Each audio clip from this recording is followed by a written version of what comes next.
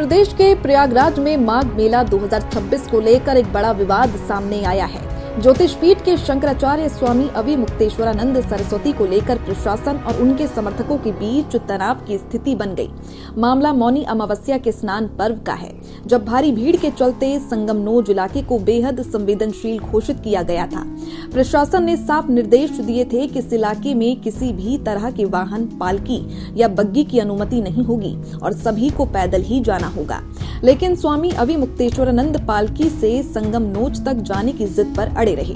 Police और प्रशासन लगातार उन्हें समझाने की कोशिश करते रहे, लेकिन करीब 3 घंटे तक दोनों पक्षों के बीच खींचतान चलती रही। इस दौरान उनके समर्थकों ने बैरिकेडिंग तोड़ने की कोशिश की, जिससे हालात और ज्यादा बिगड़ गए।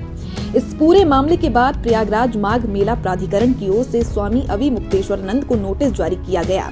नोटिस में कहा गया है कि मौनी अमावस्या के दिन पांटून पुल नंबर 2 पर लगे बैरियर को तोड़ा गया और बिना इजाजत के बग्घी लेकर संगमनोज की ओर जाने की कोशिश की गई। प्रशासन का कहना है कि उस वक्त लाखों की संख्या में श्रद्धालु स्नान कर रहे थे और ऐसी स्थिति में वाहन ले जाना बेहद खतरनाक हो सकता था। इससे भगदड़ की आशंका थी और जान माल का बड़ा नुकसान हो सकता था। नोटिस में ये भी कहा गया कि इस कदम से मेला व्यवस्था पूरी तरह बिगड़ गई और पुलिस को भीड़ संभालने में काफी दिक्कतों का सामना करना पड़ा।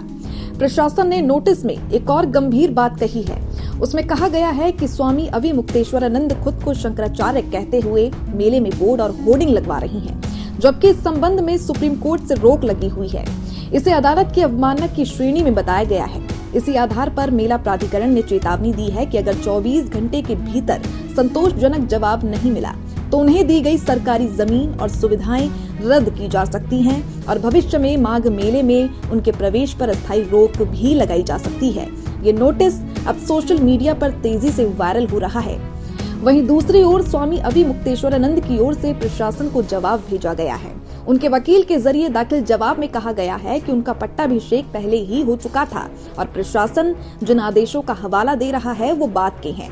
उन्होंने नोटिस को गलत बताते हुए 24 घंटे के भीतर वापस लेने की मांग की है।